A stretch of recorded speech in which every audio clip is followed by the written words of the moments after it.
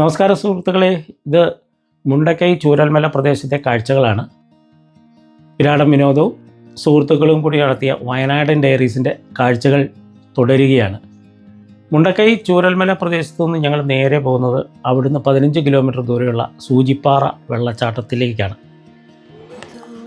വയനാടിൻ്റെ വിനോദസഞ്ചാര ഭൂപടത്തിലെ ഏറ്റവും സുന്ദരമായ സൂചിപ്പാറ വെള്ളച്ചാട്ടം ഞങ്ങൾക്കും കാണണം, അതുപോലെ ആ കാഴ്ചകൾ നിങ്ങളിലേക്ക് എത്തിക്കാൻ ശ്രമിക്കുകയുമാണ് ചെയ്യുന്നത്.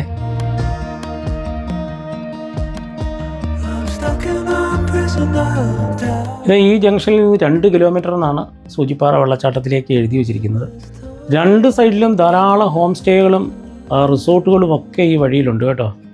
അതുപോലെ ടൂറിസ്റ്റുകൾ ഇവിടെ വരുന്നുണ്ടെന്നാണ് അതിൻ്റെ മീനിങ്, അർത്ഥം അല്ലേ?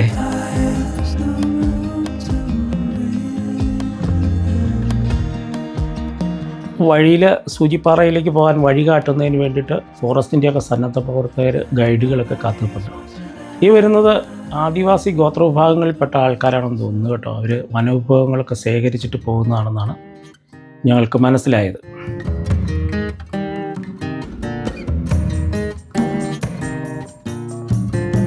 ഞങ്ങൾ ആദ്യം കണ്ട ഒരു പാർക്കിംഗ് ലോട്ടിലെത്തി. അത് സൂചിപ്പാറ വെള്ളച്ചാട്ടത്തിൻ്റെ അല്ലെങ്കിൽ ആ ടിക്കറ്റ് കൗണ്ടറിൻ്റെ ഒക്കെ താഴെയാണ്. അവിടെ ഞങ്ങൾ ആദ്യം വണ്ടി പാർക്ക് ചെയ്തിട്ട് മുകളിലേക്ക് പതിയെ നടന്നു പോവുകയാണ്. ഇതാ കാണുന്നതാണ് ഇവിടുത്തെ ഒരു ഗ്ലാസ് ബ്രിഡ്ജ്. ഏതാണ്ട് 200 മീറ്ററോളം നീളത്തിലുള്ള ഗ്ലാസ് ബ്രിഡ്ജാണ്. പക്ഷേ ഞങ്ങൾ വന്ന സമയം നല്ല ചൂടായതുകൊണ്ട് അതിൽ കയറാനും തോന്നിയില്ല. 200 രൂപയാണ് അതിൻ്റെ ടിക്കറ്റ് ചാർജ്. ഞങ്ങൾ അത് ഒഴിവാക്കി നേരെ വെള്ളച്ചാട്ടത്തിലേക്ക് പോകാനുള്ള ശ്രമത്തിലാണ്. ഇവിടെ അത്യാവശ്യം ഭക്ഷണം കഴിക്കുന്നതിനുള്ള സൗകര്യങ്ങളൊക്കെ ഉണ്ട്, ചെറിയ ഹോട്ടലുകളൊക്കെ ഉണ്ട്, വിശാലമായ പാർക്കിംഗ് ഉണ്ട്.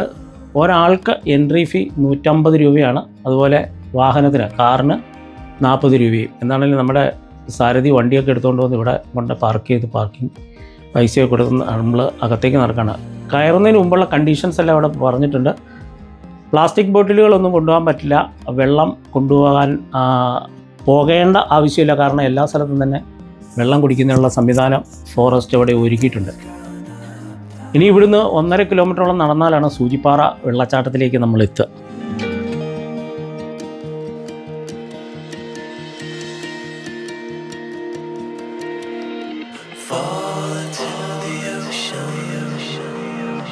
പക്ഷികൾക്കൊക്കെ വേനൽക്കാലമായതിൻ്റെ കുടിവെള്ളത്തിനുള്ള സംവിധാനമൊക്കെ ഇവിടെ ഫോറസ്റ്റുകാർ ഒരുക്കി വച്ചിട്ടുണ്ട്. സൂചിപ്പാറ വെള്ളച്ചാട്ടവും മുണ്ടക്കൈ ചൂരൽമല ട്രാജഡിയും തമ്മിൽ വലിയ ബന്ധമുണ്ട് കേട്ടോ. അന്നത്തെ വാർത്തകളൊക്കെ കണ്ടിട്ടുള്ള ആൾക്കാർ ഓർമ്മിക്കുന്നുണ്ടാവും. ആർമിയുടെ റെസ്ക്യൂ ഓപ്പറേഷൻസും ഒക്കെ. ഇവിടെ ഒരു വ്യൂ പോയിൻ്റാണ്. ഇവിടെ നിന്ന് കഴിഞ്ഞാൽ ഇനിയും താഴേക്ക് സ്റ്റെപ്പാണ് കേട്ടോ. ഇവിടെ നിന്നാൽ കാണുന്നതാണ് സൂചിപ്പാറ. അതായത് ഇവിടുത്തെ പാറകളെല്ലാം സൂചി പോലെ കുത്തനെ ഉയർന്നു നിൽക്കുന്നു എന്നുള്ളതാണ് അതിൻ്റെ പ്രത്യേകത. സെൻറ്റിനൽ വാട്ടർഫോൾസ് എന്ന് ഒരു പേരും കൂടെ ഉണ്ട് കേട്ടോ ഇതിന്. ഇവിടെ നിന്ന് നമ്മൾ താഴേക്ക് ഇറങ്ങി വേണം ഈ വെള്ളച്ചാട്ടത്തിലേക്ക് എത്താനായിട്ട്. ഇവിടെ നിന്ന് ഈ കാഴ്ച കാണുന്നത് ഭയങ്കര രസമാണ് കേട്ടോ. വേനൽക്കാലമായതുകൊണ്ട് പച്ചപ്പിനൊരു ചെറിയ കുറവുണ്ട്, എന്നാലും ഞങ്ങൾ ഇറങ്ങാൻ തന്നെ തീരുമാനിച്ചു. ഐസക് സാറിൻ്റെ മുട്ടിനൊരു ചെറിയ പ്രശ്നമുണ്ട്. ഇവിടുന്ന് കുറച്ച് ദൂരം നമ്മളൊന്ന് ഇറങ്ങി നോക്കുകയാണ്. താഴെ നമുക്ക് വെള്ളച്ചാട്ടത്തിൻ്റെ ഇരമ്പലൊക്കെ കേൾക്കാം കേട്ടോ. പക്ഷേ അധികം വെള്ളം ഇല്ല എന്നാണ് നമുക്ക് ഇപ്പം മനസ്സിലാകുന്ന, കാരണം നല്ല വേനലാണല്ലോ. കേരളത്തിലെ വന്യമൃഗ സങ്കേതങ്ങളുടെയും വനപ്രദേശങ്ങളുടെയും ഒക്കെ ലിസ്റ്റ് ഇവിടെ എഴുതി വച്ചിട്ടുണ്ട് കേട്ടോ. ഇവിടെ താഴേക്കൂടെ ഒഴുകുന്ന ഈ വെള്ളമെന്ന് പറയുന്നത്, അല്ലെങ്കിൽ പുഴയെന്ന് പറയുന്നത് ഇരുവഴിഞ്ഞിപ്പുഴയാണ്. ഇരുവഴിഞ്ഞിപ്പുഴ ചാലിയാർ പുഴയുടെ ഒരു കൈവഴിയാണ്. ഇത് ഈ സൂചിപ്പാറയുടെ മുകളിൽ വന്നിട്ട് താഴേക്ക് പതിക്കുന്നത്. ഏതാണ്ട് 200 അടിയോളം താഴേക്കാണ് ആ വെള്ളം പതിക്കുന്നത്. മഴക്കാലത്ത് അല്ലെങ്കിൽ വെള്ളം ധാരാളം ഉള്ളപ്പോൾ അത് കാണാനായിട്ട് ഭയങ്കര ഭംഗിയാണ്, ഭീകരതയുമാണ്. ഇറങ്ങിപ്പോകുമ്പോൾ വളരെ സൂക്ഷിക്കണം, കാരണം വീതി കുറഞ്ഞ കൽപ്പടവുകളാണ്, സ്റ്റെപ്പുകളാണ് താഴേക്ക് ഇറങ്ങി പോകാനായിട്ടുള്ളത്. അതുകൊണ്ട് കൈക്കും മുട്ടിനും കാലിനും ഒക്കെ പ്രശ്നമില്ലാത്തവർ ഇറങ്ങുന്നതായിരിക്കും നല്ലത്. എന്താണേലും ഞങ്ങൾ രണ്ടും കൽപ്പിച്ച് താഴേക്ക് ഇറങ്ങി കേട്ടോ.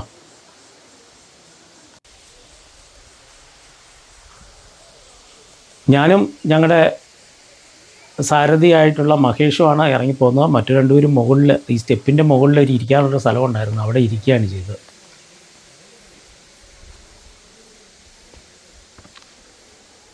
വേനൽക്കാലം ആയതുകൊണ്ട് അല്പം പൊടിയൊക്കെ കലർന്ന മണ്ണാണ്. അപ്പോൾ നടക്കുമ്പോൾ വളരെ സൂക്ഷിക്കണം. നല്ല ഗ്രിപ്പുള്ള ചെരുപ്പ് കൊണ്ട് വേണം ഇതിലൂടെ ഇറങ്ങിപ്പോകാനായിട്ട്. മഴക്കാലത്ത് അതിലും അപകടമായിരിക്കുമല്ലോ.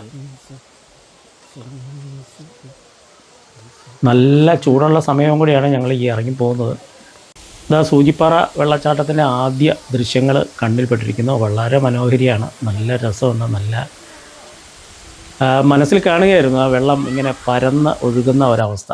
അതുപോലെ ഉള്ളിലേക്ക് തികട്ടി വരുന്ന ഓർമ്മകളെന്ന് പറഞ്ഞത് 2024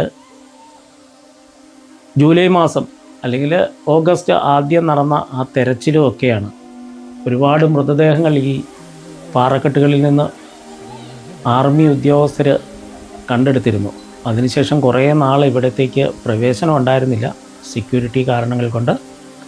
ഇപ്പോൾ വീണ്ടും അവയൊക്കെ മറന്ന് പ്രകൃതി വീണ്ടും സഞ്ചാരികളെ ഇങ്ങോട്ട് ക്ഷണിച്ചുകൊണ്ടിരിക്കുകയാണ്. ഇവിടെയാണ് സുഹൃത്തുക്കളെ 1-2 വർഷം മുമ്പ് അതിഭയങ്കരമായ വെള്ളച്ചാട്ടത്തിൽ ഈ മലയുടെ മുകളിൽ മരങ്ങളും വൃക്ഷങ്ങളും ഒക്കെ വന്ന് തങ്ങി നിൽക്കുകയും ഇതിലൂടെ ഒഴുകിപ്പോവുകയൊക്കെ ചെയ്ത സ്ഥലങ്ങളാണിത്. ഇതിൻ്റെ ഇടയിൽ നിന്നും ഒരുപാട് മൃതദേഹങ്ങൾ ആർമിയും നാട്ടുകാരും കൂടി വീണ്ടെടുക്കുകയും കണ്ടെത്തുകയും ഒക്കെ ചെയ്തിരുന്നു കേട്ടോ. ഇപ്പോഴിവിടെ വരുമ്പോൾ എന്താണേലും ആ സംഭവങ്ങളെക്കുറിച്ച് ഓർക്കാതിരിക്കാൻ വയ്യതാനും. എന്നാൽ ഈ പ്രകൃതിയുടെ ഈ സൗന്ദര്യം ആസ്വദിക്കാതെ പോകാനും സാധിക്കുന്നില്ല എന്നുള്ളതാണ് ഒരു സത്യം.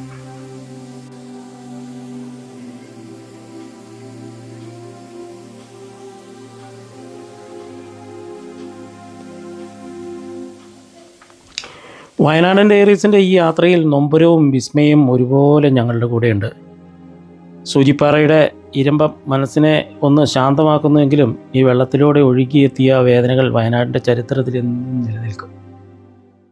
ഞങ്ങൾ മുകളിൽ കയറി വന്നപ്പോൾ രണ്ടുപേരും ഇവിടെ ഇരുന്ന് വിശ്രമിക്കുകയായിരുന്നു. വീണ്ടും ഞങ്ങൾ യാത്ര തുടരുകയാണ്. അടുത്ത സ്ഥലമെന്ന് പറഞ്ഞാൽ ബോച്ചയുടെ ടോഡി പബ്ബിലേക്കാണ് ഇനിയുള്ള യാത്ര. അപ്പോൾ ഈ വീഡിയോ നിങ്ങൾക്ക് ഇഷ്ടപ്പെട്ട് കാണുമെന്ന് കരുതുന്നു. ഇഷ്ടപ്പെട്ടാൽ തീർച്ചയായും ലൈക്ക് ചെയ്യുക, കമൻറ്റ് ചെയ്യുക, ഷെയർ ചെയ്യുക. അതുപോലെ ആദ്യമായിട്ടാണ് നിങ്ങൾ ഈ ചാനൽ കാണുന്നതെങ്കിൽ തീർച്ചയായും ഒന്ന് സബ്സ്ക്രൈബ് ചെയ്യുക. വീണ്ടും പുതിയ വീഡിയോയും പുതിയ കാഴ്ചകളായിട്ട് വരുന്നതുവരെ എല്ലാവർക്കും നന്ദി.